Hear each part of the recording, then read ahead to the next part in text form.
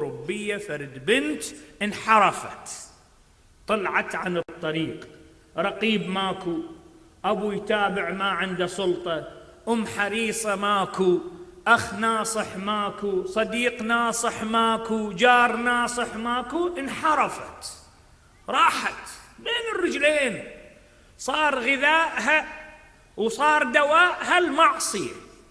إذا تريد تأكل خطأ، إذا تريد تداوى من مرض خطأ. هذا الإنسان شلون يكون بعد؟ أكله وشرب الخطأ ودواه في مرض الخطأ، فيبتعد إلى أن يقع في أسفل السافلين. ذاك اليوم سمعوها اتفاقا مو بتخطيط، فرد إحدى المؤمنات كانت وياها في جلسة، سمعتها باكر يسألونك وتضحك، وين قضيت العمر يا بنات؟ أنا أتذكر أول ما قريتها في الناصرية في المركز، وانتشرت بعد، تعرف، عن طريق التواصل وعن طريق هذه الاتصالات بالإنترنت انتشرت. هي القضية ما مخصوصة لأحد، لكن اللي يسمعها وهو غرقان في الخطأ وهو يشعر بالتقصير، مو مرات إلا غرقان بالخطأ، يشعر بالتقصير.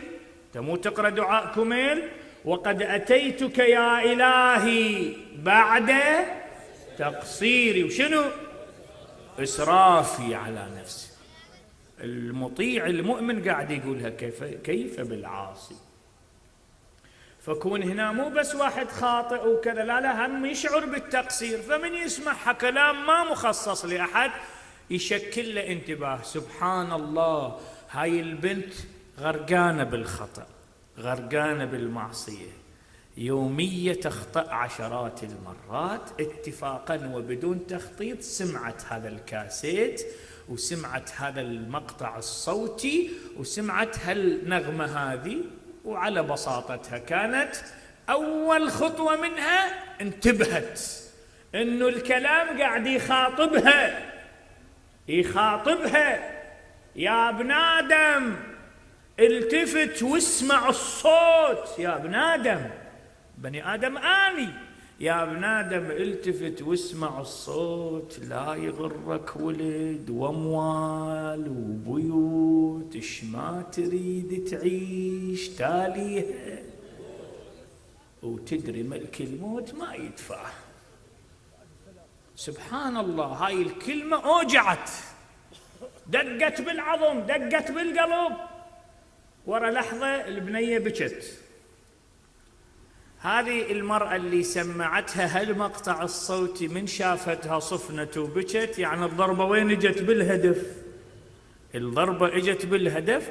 حكت لها حكايتين ثلاثة مختصرة، قالت لها مو كافي، إلى متى تبقين؟ وانت جذورك وأصولك منك، عرب، إسلام، علي، الحسين، تمناك، ترى مرجعك هناك، جذورك هناك، أصولك هناك، ويا هالكلمتين ثلاثة. وهذا بعد يصيح القبر والموت. بكت البنت، تفاعلت. شنو سوت؟ غلقت موبايلها واعتزلت. يومين ثلاثة هي لا تطلع لا تمشي، فقط في شقتها. هذا عندها حبيب، عندها صديق يوميا يجيها، يدق عليها، جهازها مقفل، يريد يوصلها لباب الشقة، الباب مقفل. نهائيا اعتزلت. ورا 4 أيام فتحت تليفونها، قالها وين انتي؟ شنو صار عليك كذا؟ قالت له تعال، بس ما تقابلني بالبيت، نتقابل برا بالشارع. اجى لقى عيونها حمر. هذا واحد من يبكي شوية يبكي، بس مرات يبكي هواي، عيونه يورمن، خشمه يورم، تبين عليه آثار البكاء. لقاها البنت صار لها مال 2 3 بس بكي. بويا مكتولة؟ لا. أحد معتدي عليك؟ لا. عدت كل الأسباب المحتملة ما. قال ايش بيك؟ قالت له راح أشغل لك شيء بس ما تحكي ولا كلمة إلى أن ينتهي الكلام. قال لها إيه، يحبها ويريد خاطرها وما يرفض لها طلب. شغلت له باكر يسألونك وتتحاكم. يقول اللي ينقل القصة هي تسمعها مرة ثانية وتبكي. قال لها شنو القصة؟ قالت له هذا مفترق طريق بيني وبينك، تجي تجر عدل وياي لو كل من بدرب. هو يحبها ويريد خاطرها. قالها لا أجي وياك. واهتدوا اثنيناتهم وإجوا الدرب الله، وإجوا الدرب أهل البيت، وإجوا الدرب الطاعة، وإجوا الدرب التوبة. ليش؟ لأن الخطاب كان شنو؟ يا بني آدم. خطاب ما بي يمنى يسرى. إذن القرآن الآن يعرض لنا مشكلة تاريخية في الإنسان. يقول وما أكثر الناس، البشر من ذاك اليوم إلى هذا اليوم هاي المشكلة عندهم، دخولهم في ميدان الإيمان بصعوبة، مكوثهم في ميدان الإيمان بصعوبة، ثباتهم في ميدان الإيمان بصعوبة.